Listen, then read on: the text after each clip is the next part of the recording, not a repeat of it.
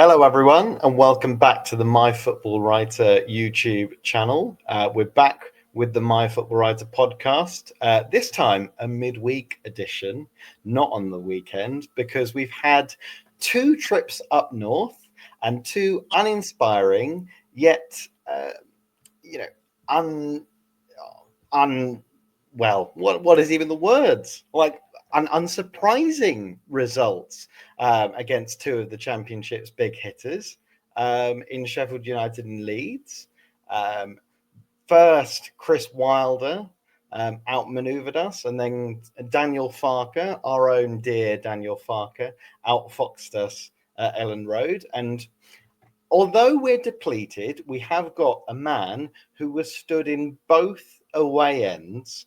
Poor Freddie Humphrey Wakefield, who today, instead of steering the ship, is actually, being one of the motley crew and answering all of my questions. I will obviously ask you how both Saturday and Wednesday were, but apart from that, how was Yorkshire? Was it as fantastic as we all thought it would be?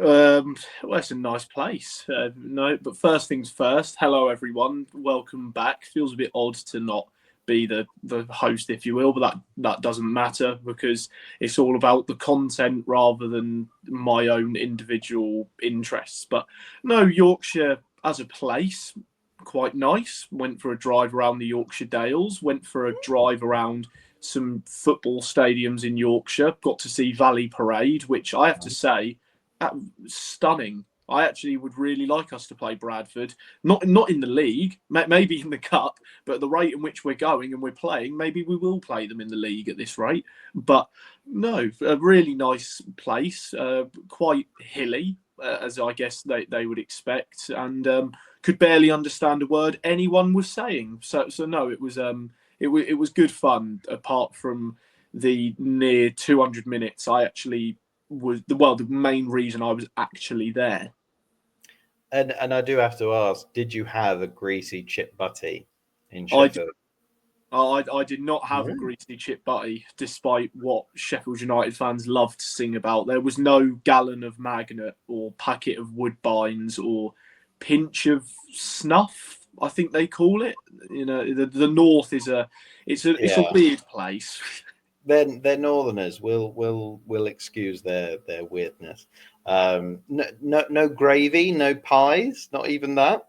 I did have gravy. That was with a beef casserole, but there was no pie. There was there was pork pie one day for lunch, but no other pie, unfortunately. Well, we will move on from pastry and maybe onto something else that crumbles very easily, just like our football club. Obviously, two losses away from home, as we would completely expect, because we are absolutely abysmal away from home against two of the teams that are probably the best at home in the division. Obviously, 2-0 losses. We will get on to the statistical side of how terrible we were, because there's a lot to dig into on that. Obviously, a lot of feelings of one step forward and two steps back, and a lot of frustration amongst the fans. Obviously, as someone who was directly there and watched it with your own eyes, would you say that,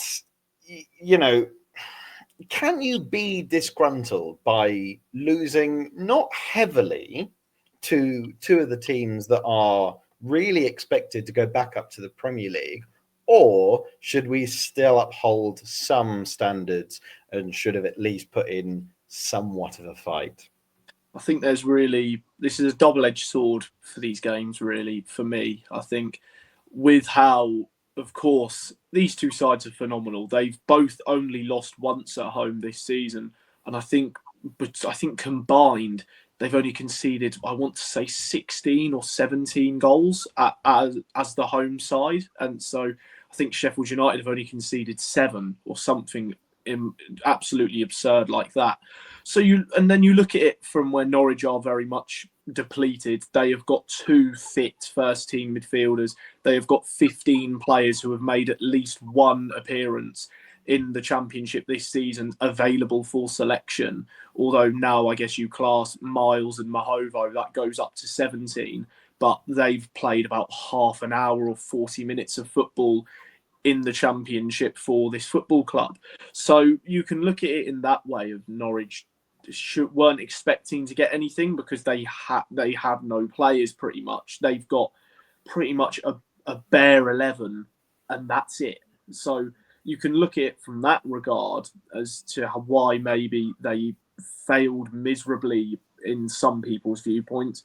But with your point of the team going down in the manner in which they did in both matches, the one thing I want, when I, as a fan personally, I want to see the team I am supporting give fight. I want to see them genuinely showing that they are trying and they are giving everything to get themselves into the game. And when there's 10 minutes to go in both matches and you are watching Duffy, Doyle and Gunn just play triangles on the edge of their own 18-yard box, do you need any more of a visual representation that they've given up? I mean, maybe not given up, perhaps that's a bit too strong, but there's no intent there to just go for it and try and make something happen. That could be down to how well Sheffield United and Leeds are coached off the ball, which off the ball, they were both phenomenal in both matches. They really caused issues. I mean, the first goal for Sheffield United is directly a result of being pressured off the ball and forced into a mistake. So there's that element, which is where Norwich ended up paying the price. But there was not overly too much effort. They were able to get forward, but I'm sure, as we'll go on to, they couldn't get a shot on target. To me, that just shows you're not trying. Well, you're not really. To say you're not trying hard enough, maybe again is a bit too harsh. But considering these are teams who Norwich, even though they have injuries and whatnot, it's very easy to say this, but at the start of the season, they are teams Norwich would look at and think, we need to be competitive with these sides and we need to arguably be just as good as these two teams are going to be. If we are a little bit worse off, fair enough, because this team hasn't got the depth, but they're teams at the start of the season Norwich would have looked at and thought, well, they're the best. We need to aspire to be like them and maybe we could learn a few lessons off them. And I think based off what I saw in the space of 4 days up in Yorkshire, I think there's plenty of lessons that could be learned. Yeah, maybe we should learn how to play like Daniel Farke. His football seems really good. Maybe it will make us win leagues or something. I don't know. Maybe we should try it. I watched the Leeds match, and my overriding thought of watching it, apart from 1 second in thinking, right guys, let's keep it tight. It's a difficult team at home. Let's not do anything silly early doors. What was it? 30 seconds? When I looked at the clock, it was 32 seconds. It's just hilariously bad. You can put the context of the injuries in there. Obviously, the players that started, the players that didn't start, the players that were on the bench. But still, I kind of looked at, I think it was James who assisted the goal, just sort of gliding past the defence and then just putting a ball in very, very easily. And were the defence switched on? I remember, watching Cresceni. Cresceni is miles behind the winger. You're a left back. Is that not your job to stop a cross coming in from a winger? They just weren't concentrating. And again, there's no real injuries in the defence, so that's not really an excuse. And I distinctly remember one moment in the second half when Norwich actually decided to remember to play football, and Stacey was released on the right-hand side, and he sort of jinked forward, and you're sort of thinking, this could be a similar chance to Leeds' opening goal if he just shows a bit of pace, goes forward and puts a ball into the box. But the Leeds defence mopped it up instantly. And I remember thinking, right, that is the difference. That is where the levels are. These are, there are defenders that will mop up and get rid and fix problems, whereas ours kind of just look a bit. I think your question of are the players trying or not? It's really difficult to pinpoint and point the finger at them and say that they're not trying. But for the first goal, you've just got to put a foot in. You've just got to just clear it. And I mean, talk about clearing it. The second goal, it's the opposite. Don't clear it. Just leave it. Just don't touch it. Let it go out for whatever it was, a corner or even a goal kick. Like, don't pass it to someone else who's gonna completely, when you're under the cosh, create a chance. So yes, obviously, a lot of frustrations. Like you said, playing out from the back was in evidence against Leeds, and it was obviously one of the problems against Sheffield United as well. Was sort of culpable for the goal that we conceded. But in terms of our sort of defensive play, obviously question marks. But I think the biggest question marks that we've kind of always avoided this season, considering we're still the third highest scorers in the division, above teams like Sunderland and Burnley. We scored more goals than them. All of a sudden, we look completely and utterly toothless up top. And obviously, yes, this is a situation where we're looking at the attack. No signs, no Eurosec, no starting Sargent, a various myriad of players sort of starting up front. But the statistics are, as we well know, 2 matches with no shots on target. Let me quote this to you: an XG over 2 matches of 0.47 combined over 2 matches. Now, I've been to Norwich away matches where you've felt like the stuffing has been kicked out of you and there is no hope whatsoever. What would have been the reaction in the away end had there have been a shot on target? But more generally, like, is this becoming a much bigger problem that we're trying to cover up? Is it a case of riding the wave until Sarge gets his hamstrings in order, until Signs comes back, Eurosec is finally eligible, and Brexit can't get in the way? Is it just waiting for those 3 to cook? Or is there actually something under the surface that might slightly be worrying? I don't really know. This is the thing. Of course, neither of us deal with those players or the management staff on a daily basis. We don't know the sort of mental well-beings of these players and how they think and what's in their heads. Of maybe is there a lot more sort of what's going on with them? Is it simply because they know there's so many injuries and they've not got their best team?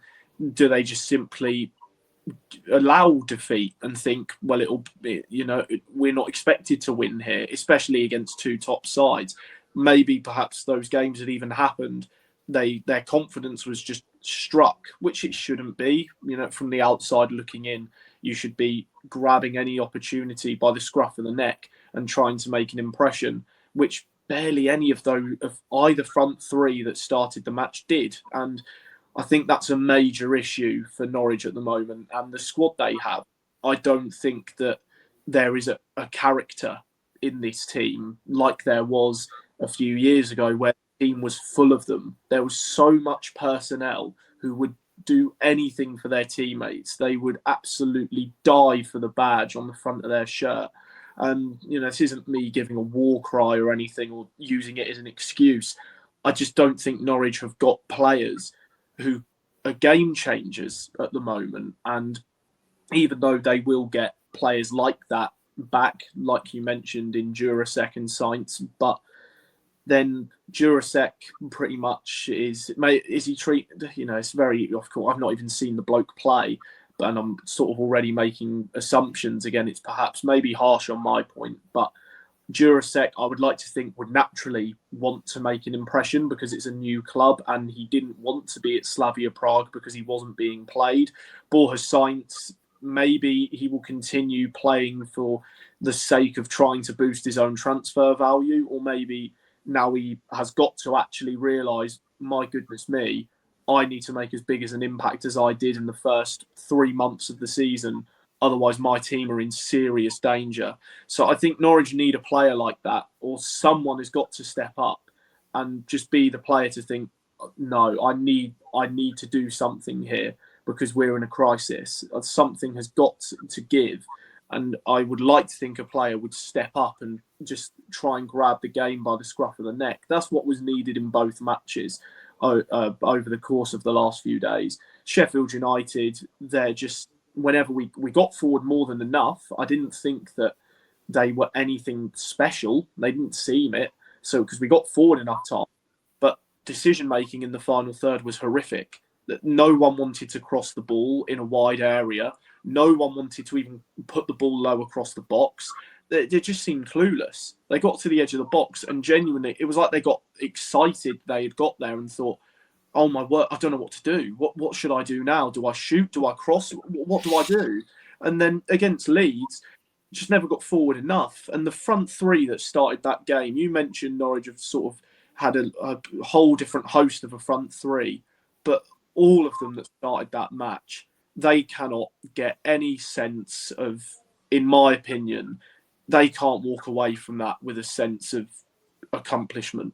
Again, maybe I'm being far too harsh, but Svartau was a false nine. In all fairness, he opened up a lot of wider areas, which allowed Norwich to actually get the ball wide and almost get those. They got similar opportunities of crossing the ball into the box and quarter chances, if that exists, because they were hardly half chances with how quickly Leeds got back. But Svartau as a striker, why? He's only 18 with a handful of games. I don't think that, to out of nowhere just go with that is interesting, in my opinion. Onel Hernandez is got to continue being a starter because who else is there? And this is the thing. We all know Onel Hernandez is better as a substitute. He's not a player you want to start in a game. So that you kill pretty much any chance of him making impacts because he's naturally going to get tired and his fitness will deplete. And then Lewis Dobbin on the other wing, it hasn't been impressive so far. Again, it's, of course, he is a young player who still is yet to register a goal or an assist in 20 plus championship appearances this season. He evidently, maybe his confidence is shot personally and he's losing a bit of belief in himself. But in both matches, he got a lot of the ball on the wing and got himself in the position to cross, and he didn't. It's the one thing that everyone around me, every away fan, was begging for just a cross, just a little bit of something in the final third. And no one could offer up anything. They couldn't. And it's so frustrating when even with injuries, this team still has talent. Any team in this division has got talent. But with what Norwich still can put out, there's still some really good players in there who can make differences on games. But for whatever reason, they just couldn't do it in those two matches. Yes, they're playing extremely good sides, but as a footballer, you know how to cross a ball, you know how to create a chance in a football match. I'm just sort of a bit dumbfounded as to why there was so little intent and so little creativity. It could be because we're playing top sides who do their homework, but especially against Sheffield United, who we still had 11 shots in the game, I'm pretty sure, but not to have one on target, it's shocking. It's genuinely, you consider that of a relegation side, that you can't get a shot on target in a game. The only teams who should be having that are teams who are really struggling, genuinely are really, really struggling, and have got no confidence. And this team should still have it, but I'm just dumbfounded with that. And I think a lot of people are. I don't think anyone can pinpoint as to why we just couldn't muster up a shot on goal. And it's a cause for concern. It genuinely is. So I don't really know what more to say, because it just confuses me a little bit as to why Norwich just couldn't seem to do anything. Yeah, and I mean, you mentioned it there that we were dealing with two of the most resolute championship defenses, so it would have taken something really special to have created anything against them. But again, I do agree about the confidence thing. There was a couple of times where Dobbin decided he would cut inside, and then kind of forgot what to do next, and then lost the ball instantly. You also said that you were expecting a Dobbin masterclass. Again, I don't want to criticize the kid. He hasn't had much game time, but I think when we signed him, that lack of goal input was staggering. No goals, no assists at West Brom. Yes, with sparing appearances, but still, I think it was still quite worrying, and someone that you kind of look at and think, okay, well, are they going to make an impact, or are they just going to make up the numbers? I mean, I want to be proved wrong desperately with Dobbin, but because he's not a permanent player, I'm not that massively invested. I from watching the Leeds match, my overriding thoughts were that in the first half, at least, Leeds couldn't be bothered. Right? They could have steamrolled us if they wanted to put the effort in, but it was like they were kind of a cat playing with a bit of string. Like they were sort of like gently nuzzling us, like, oh, no, no, no, no. And then it came a point where they were like, oh, we should probably score another one. All right, then we will. I think Leeds, in terms of gears, I think they were in second gear for most of the match. And if they'd have actually tried, they could have completely destroyed us. And in terms of the lack of goals, the build-up was good, playing out from the back at times. There was a point in the first half where we'd recovered from the goal. Hernandez was making decent runs, and you kind of thought, okay, right, well, we can play the ball, right? We can have confidence on the ball. We can maybe muster something and, create something.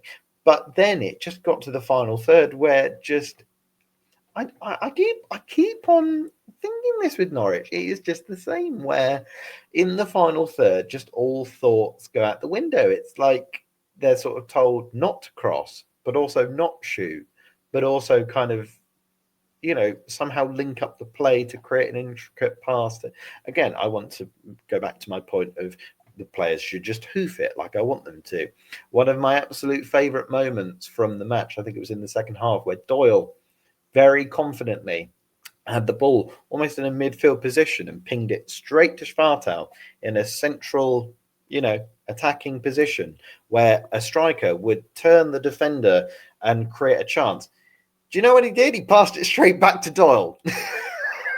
And I laughed out loud. And I didn't want to laugh out loud because we're talking about an 18-year-old attacking midfielder expected to be the striker. But I think your question of how did we not create any chances? I don't think it's that obscure and that kind of, out there in the air. I will go on to the Schwartau point because Thorup himself was very bold in his pre-match presser, and he said that it was, a good strategy and it would work. And even in his post-match, he said he thought it would cause Leeds problems, especially with Onel Hernandez on the wing. You pointed out to me midweek that it was 2 years to the day that you were at Coventry City when Onel Hernandez last scored a league goal for Norwich City. How many years is that? 2 years. I again, like, banging the Onel drum is tired, is boring, but it's just the same thing. If he'd have at least scored like a goal against Stevenage, whoop-de-doo.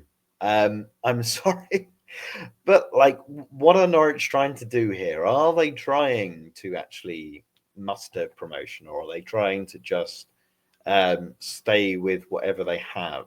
But yeah, obviously in terms of Schwartau up front as a kind of false nine, with Cernats and Sargent on the bench. Now, obviously, two players who probably played, well, Cernats who's played a lot of minutes and Sargent who's probably not ready yet. Do you think it was a bad decision to play Schwartau up front, or do you think he just didn't have any other choice? I think it's the latter. I don't think he had another choice. The only other player who could have been done was Kennaboa, but he had played for the youth team the night before, and that's extremely harsh to ask a player, even if they are young, to play 2 matches in a row, and especially in back-to-back days.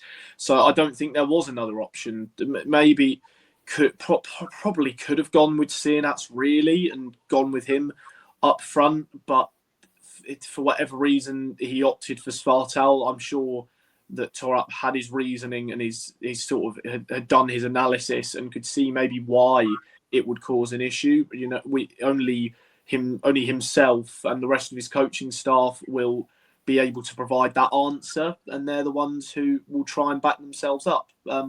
So no, maybe there wasn't any other opportunity for someone else. But just quickly going to your point on, are Norwich sort of content with where they are at the minute? Well, Thorup himself in his post-match conference said that he accepts that this team is nowhere near what Leeds are, and he knows now that, well, he's seen how big the gap is ultimately in terms of quality from us and those at the top. So he himself has said we have to accept what's going on, and we're probably going to end up where we are, which, considering there's still quite a lot of games to be played, and Norwich now have actually got a run of about 12 matches where they're pretty much, you could argue they're the favourite for all of them, maybe apart from Watford away from home, and maybe Swansea at home as well. But no, you look at, well, when you hear something like that, it's hard to disagree, because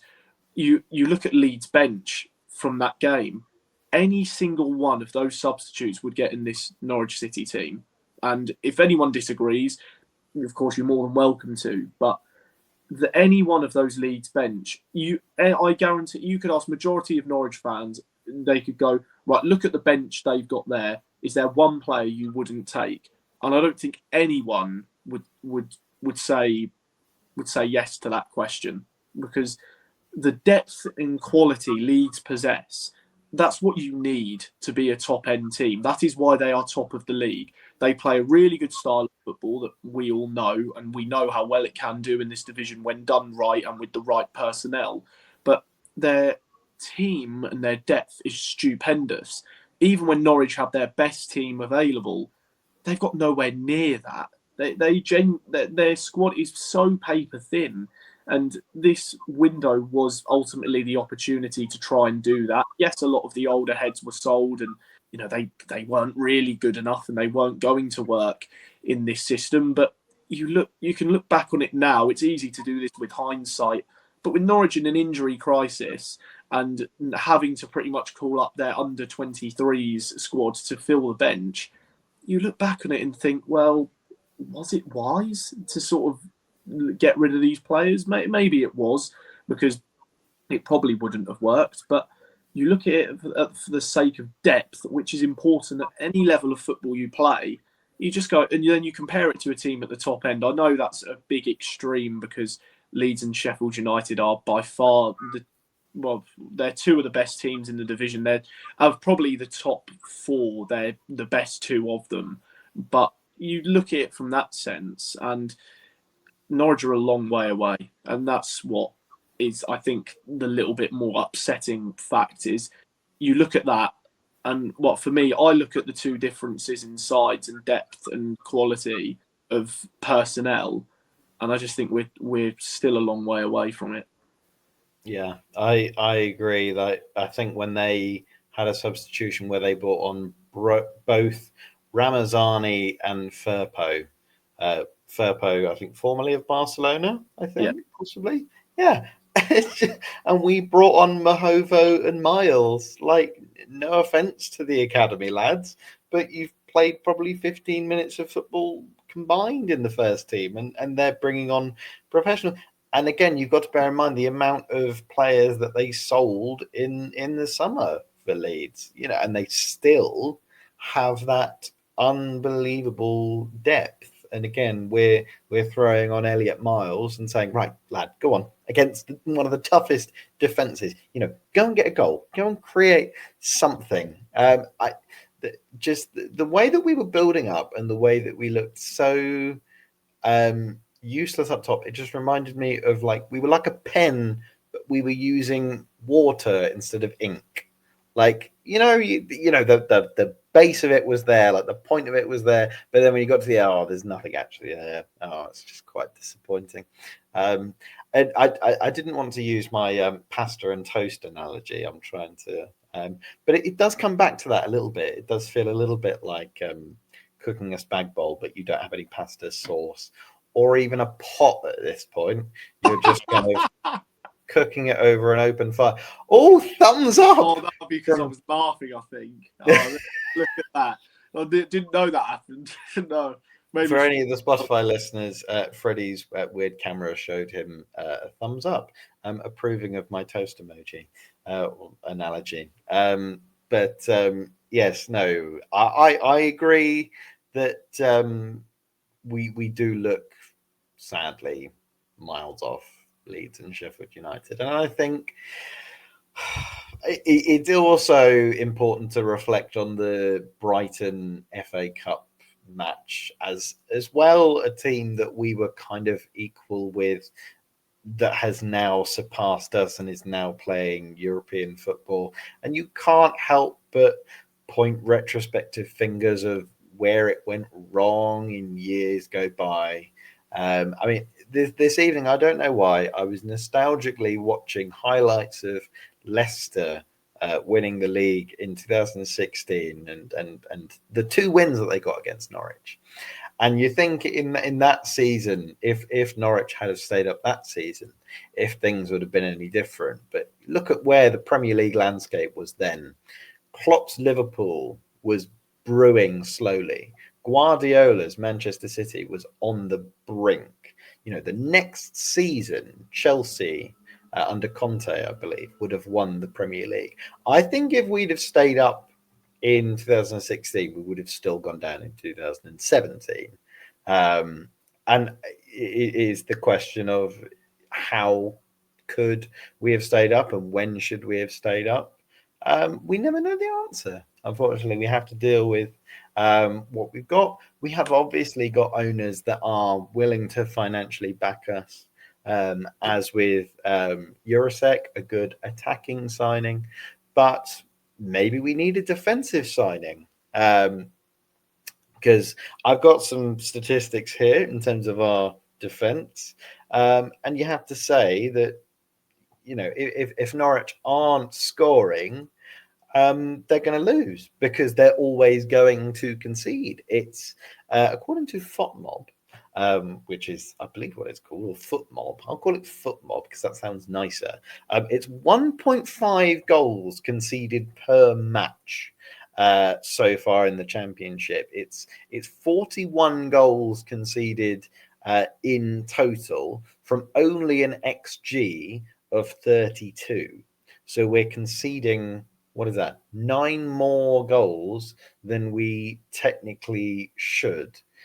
And again, we keep on debating this week in, week out. You look at who the star players of this season are. You'd say that Duffy's had a good season. You'd say that Doyle's had a good season. You'd say that Fisher has had a good season. Yeah, you'd say that Stacey in his cameos has been good.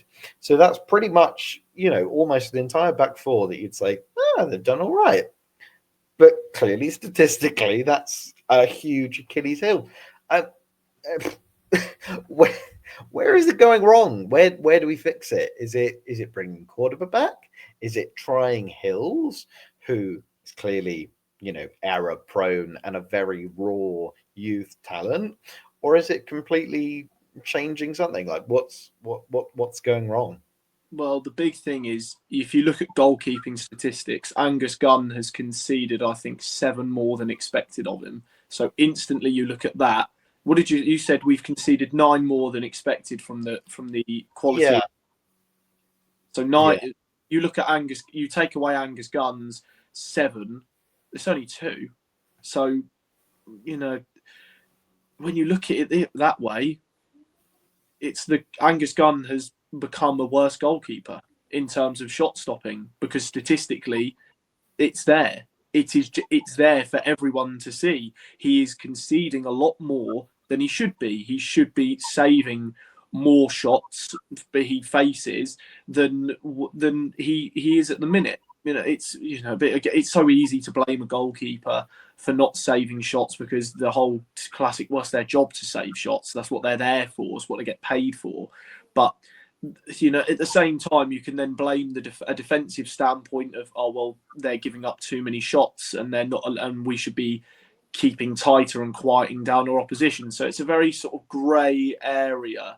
You sort of look at, you can blame it on the goalkeeper and not saving enough shots. You can blame it on the defence and they're giving up too many opportunities, or maybe we're just conceding screamers all the time, and that's why our XG conceded why we've conceded a lot more than actually expected of us. But no, it's a very difficult area to go. Why is it going wrong? Because, as you rightfully said, a lot of Norwich's defenders have done well this campaign, but I don't really know what it is. It could just be that maybe we are allowing the opposition too many chances on goal, or we make a bit.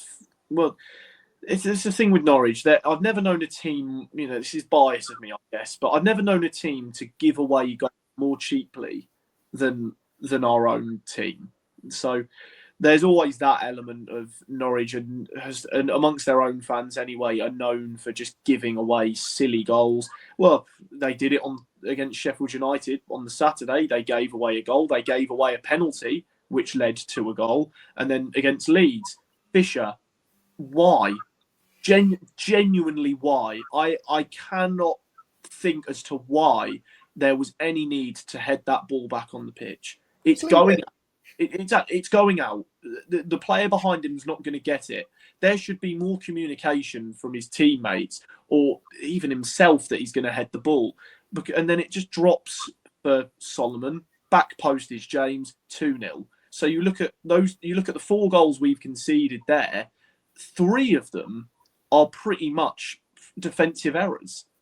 So you look at it in that regard, it could just be we're conceding so many because our defence are making so many errors and they're gifting goals away. So there's a load of different narratives you can look at it from, but in terms of a general answer, it's a very difficult one to give, because I don't think you really can pinpoint it, because there's so many different elements that ultimately contribute. Yeah, and I think, looking at the goalkeeping situation, I would say that Gunny made a couple of good saves against Leeds and again against United as well. But obviously, should he have saved the first one? I'd say that was a defensive error. And then the second one is definitely a defensive error. We obviously mentioned about selling a lot of the senior players in the squad, and a lack of communication and a kind of lack of nous. You can only kind of attribute that to having a junior squad, right? So it's not to say that if we would have kept Barnes and Hanley that we wouldn't have conceded all of those goals at Leeds. That's not how it works. I think it's just kind of Norwich in that magical T word transition of kind of trying to find our feet. You mentioned about the goalkeeping situation. I completely appreciate what you're saying. We will start George Long against Swansea. Completely agree. Hi George, if you're watching. Oh, and Angus, if you're watching, happy birthday, by the way. Hope you got a new contract as a present. Maybe. Obviously, we have lamented the performance against Leeds and Sheffield United. Obviously, in those two games, the only real crumb of comfort is the inclusion of the academy players. And obviously, Mr. Academy himself, Will Grant, is not here to gush over their appearance. And just in the week that Will and I publish a video questioning, is the youth pipeline blocked? Does the youth pipeline completely burst open in a way that many fans would have sort of not really hoped? It's kind of a question of, we should have more youth players on the bench. We have a bench full of youth players. It's like, no, there's too many youth players. We should have other players. What do you want, guys? Obviously Mahovo came on, didn't do much, but was relatively impressive, I guess. Miles came on against Leeds again and didn't do that much, but again, very, very fresh into the first team. Crumb of comfort, something to look forward to. Were you happy to see them on the pitch? Yeah, I guess so, but they had to be on the pitch. Mahovo, I was genuinely very impressed by. Miles didn't really get enough of the ball to make an attacking input and sort of showcase what he can do. So no, I mean, I'm happy for them. Great for them to be given the opportunity in back-to-back matches. So evidently they did enough in the first time around to be given another chance. So fair play to them, and they've done really well for the academy this season. But going back to your point of we uploaded that big question video and then it all went wrong. That sort of happened with the first one as well. Me and Will said, were we on course for the top two? I think we did go on to win for ages. So maybe we should do one. Are Norwich going to get relegated? And we might actually end up winning the league. So maybe we're the ones who are causing all these complete contradictions, and it's all our fault. I'm happy for them, and hopefully it's first of many, I guess. I agree. And just a real, we'll get on to some quick fire questions, but a Leeds-based quick fire question. Should Tanaka have had a second yellow? Oh, yeah. Referee has missed that. Completely missed it. It's laughable. And this referee, he was desperate to give out yellow cards. He was chucking them around, honestly, like they were free shop cards at a nightclub. He was giving them out. It was like, what was it? Oprah Winfrey, you get a yellow card, you get a yellow card, you over there, you get a yellow card. Well, I've not done anything, Rev, but you get a yellow card. He loved it. He gave a foul for anything. Genuinely, a gust of wind could have blown on a Leeds player or our player's shoulder. They could have gone down from it and the referee would have given a foul. But the one genuine time there was a foul, and he should have booked the player, he completely bottled it. And then what happens? Tanaka is subbed off, and I visibly saw Joe Rothwell cock his head back, and he was laughing. I think that says it all. That says it all for me. Might not have been Rothwell, but there was a Leeds player who I could see laughing, and when Tanaka was hooked, because he knew, and Tanaka knew probably himself. The referee bottled that, completely bottled it. Yeah, and when Gruev come on, I did have Vietnam flashbacks of that free kick. Not fun, not fun at all. Obviously, by the time this comes out. If you're watching this on Friday when it comes out, good for you. If you're watching on Saturday morning before 12:30, oh, isn't the game going to be exciting? If you're watching this after 12:30, tell us how we did against Swansea. Obviously, the games are now coming thick and fast, and no more scary away trips to big boys in the Championship. We have got the second best team in South Wales coming to Carrow Road in Swansea. Are we sort of looking at this as sort of an opportunity to plug some holes in the ship and get sailing, or is there kind of icebergs ahead? Sort of a boat analogy, if you will, like we're on the Norfolk Broads. Well, there isn't an iceberg. We still have to go to Burnley, the best defensive team in the league. We still have to go to Turf Moor. So there's that. Yes. So there's icebergs coming up. Watford away will be tough because Watford are still weirdly sort of okay this season. They're better than a lot expected.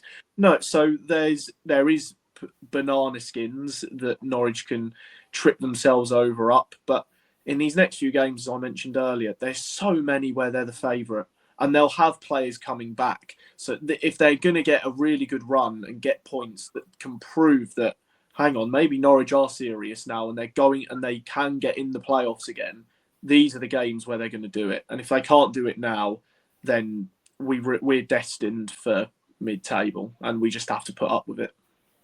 I think that's the exciting thing. Is it's terrible now. It's really dark now, but Borja will be back. I think if he doesn't get sold, he probably won't get sold. He's fine. Jurasek will definitely be back.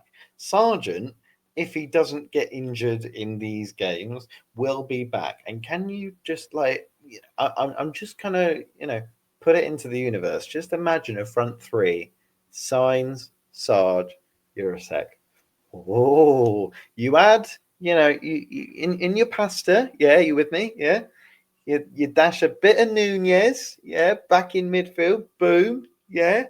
Bit of, maybe Panamanian, herbs or something, put Cordoba back, and then, woohoo, like a nice spicy dish. Maybe. I want positivity. I don't want whatever this is.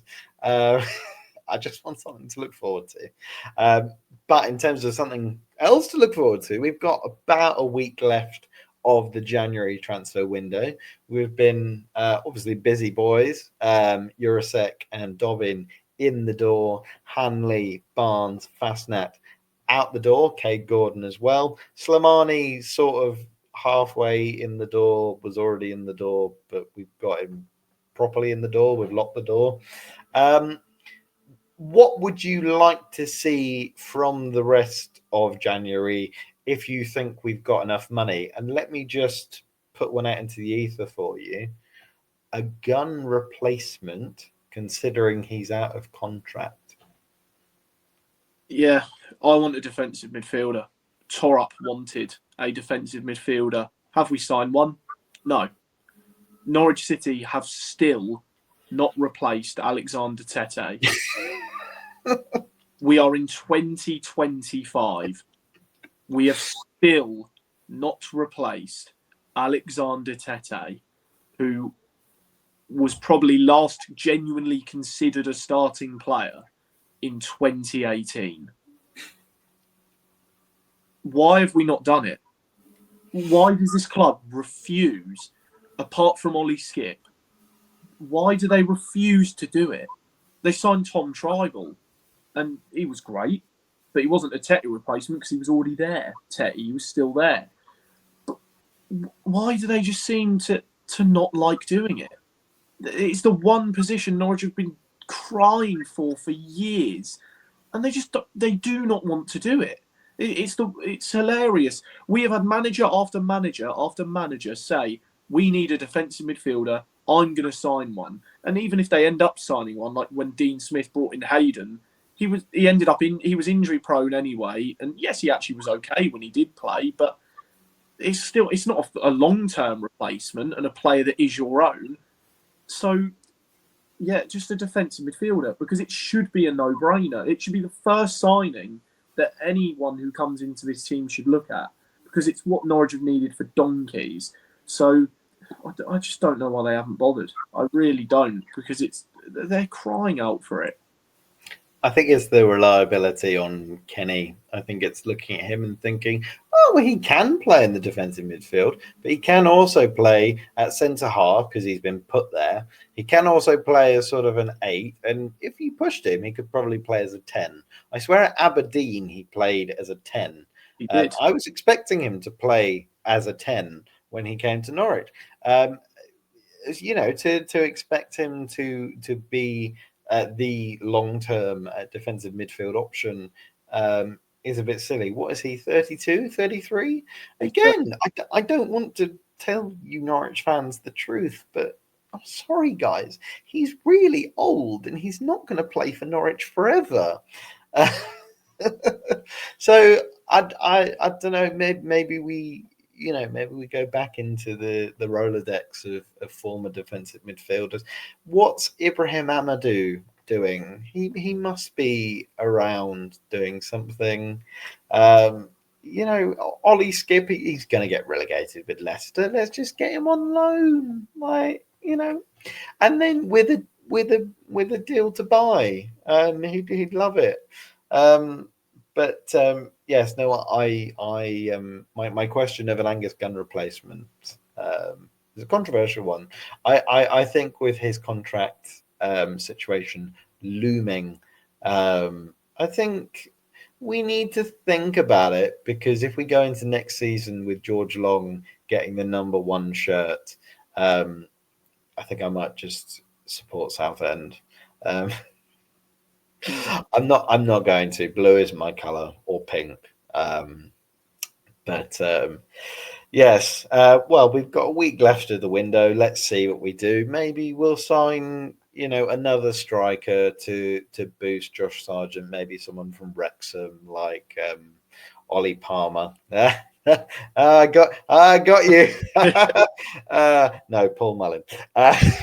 Who has no goals this season. Let it Has be. He not? I think he's either got none or one. Every time you say Paul Mullin, I hope you remember that from now on, that he has scored 1 goal. Oh, Lord. Right. Well, for everyone still watching, we're obviously at the end of the podcast, and we will get to our usual end. There's no wider team for me to share my quickfire hot takes with, so it's just Frederick and myself. I will chip in. So these are just for you and me, and for everyone listening. If you have your own opinions on these hot takes, please do put them in the comments. We love to hear all of your outrageous thoughts, me especially. And if you want to put them in writing, I will of course screenshot them and bookmark them. They are of course very useful to my social media campaign. Thank you so much. So, quick fire hot take number 1 for you, Frederick. Yeah. Which player in their prime does this Norwich team need the most, Pookie or Krull? What a fantastic question. Goodness me. I think Pookie, because they can't get a shot on target. He'd get one. It's Krull. Krull is the answer.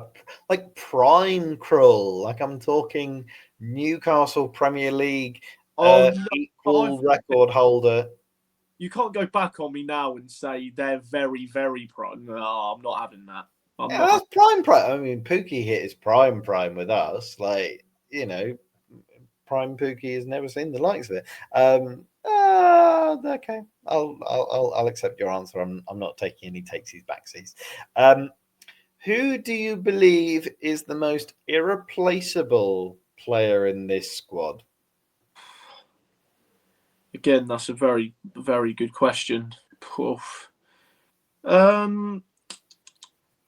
say Emiliano Marcondes. I want some reasoning there. I want some logic. I think he's added a lot of a different dynamic in terms of the creativity and outlet for Norwich. He is a lot more. He's got a very good footballing brain. He's extremely intelligent. Got a great range of pass and has got a fair good bit amount of flair on him. And he's sort of actually become a really quite a bit of a essential pillar to this team. He, even when he was playing at the weekend, he was slightly, well, not the weekend against Leeds, sorry, he ended up drifting a bit further wide, which drags the midfielder along with him and creates a bit more room. I think just he adds a lot of footballing intelligence to this team. And in terms of attacking output, he can, if he's, I think, give him that front three of Eurosec, Sainz and Sargent. I think his contribution numbers will skyrocket, because I really think that sort of in that midfield, in that attacking midfield role, which he's known for, I think he adds a lot of things that Norwich perhaps have been missing in that department. Fair. I think there's obvious, like, you with this question, you're obviously drawn to the best players, you're obviously drawn to like a Sainz, but there's loads of wingers that can cut inside and curl a ball into the top corner, sort of. Sargent, I guess, like a big, strong striker that's championship level. There's probably some out there. I would say Nunez, just because of what he's got in his locker, like free kicks, I think is a really valuable asset. I think he's got a good footballing brain, and I think he's only on the up. I think he's only a player that, as we've seen, has got gradually better. Obviously, he needs to just harden his hamstrings. But apart from that, I would find him very difficult to replace. Which current player do you believe has the highest transfer value currently? Has to be Sainz. It has to be, even if he's currently suspended. He's the league's top scorer and arguably its best player. So it can't be anyone else.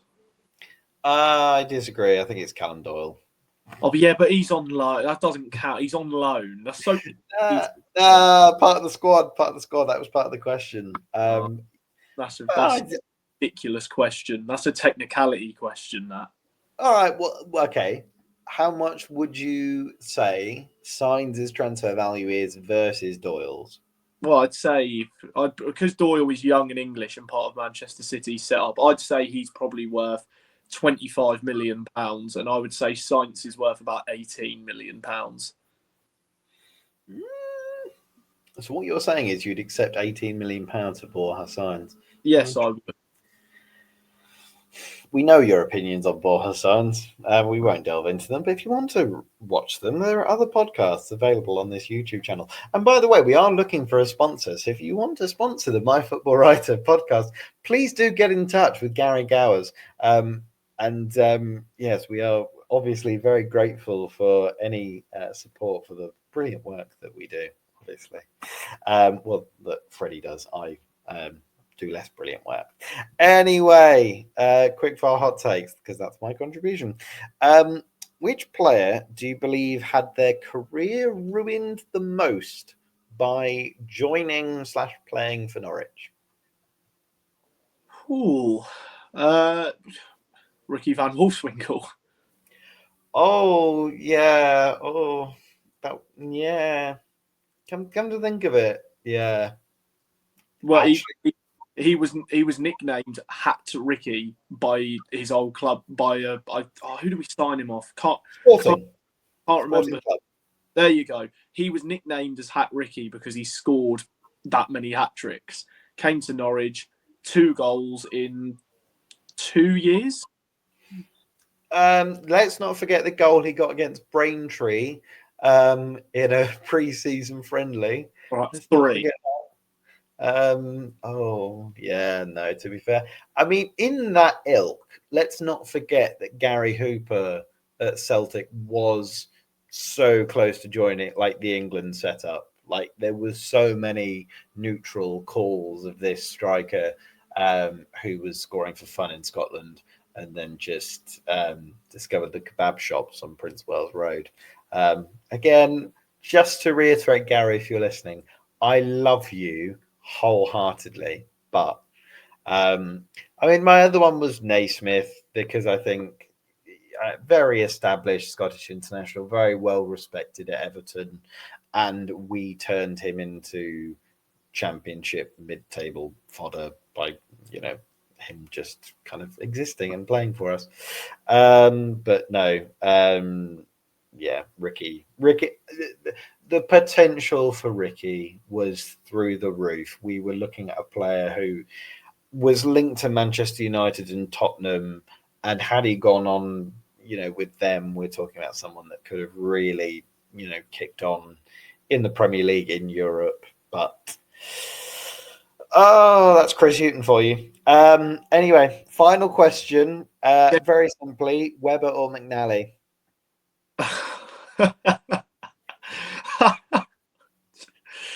Oh Christ! Need an answer. Well, I never remembered McNally, so I have to say Webber. I was too. Well, yeah, McNally's stewardship kept us in the Premier League.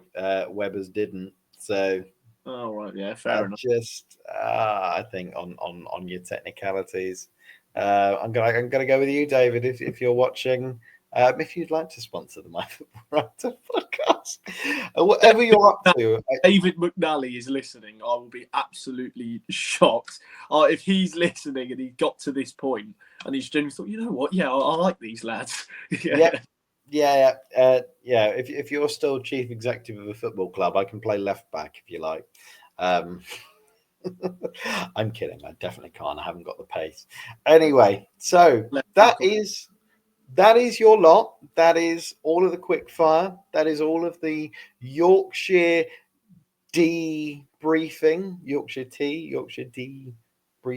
No. Okay. Before we go, I showed this to Jack before we started. I stay with my great uncle in Leeds. Half my family are from Yorkshire, hence my surname. They grew up in Wakefield. My surname is Humphrey Wakefield, but half of them are Leeds fans. They gave me this lovely gift. Did they? To say thank you. Yeah, they gave me a really nice gift. It was extremely... What'd you get?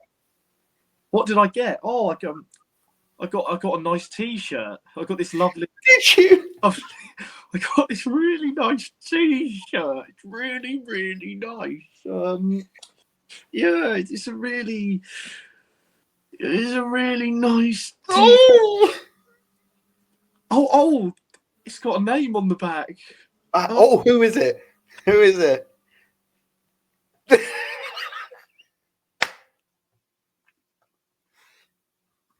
I'm done. I'm so done. I'm so done. I'm sure you all watch it. Yeah, Freddie's done as well. We are done with the 29th episode of the MyFootballWriter podcast.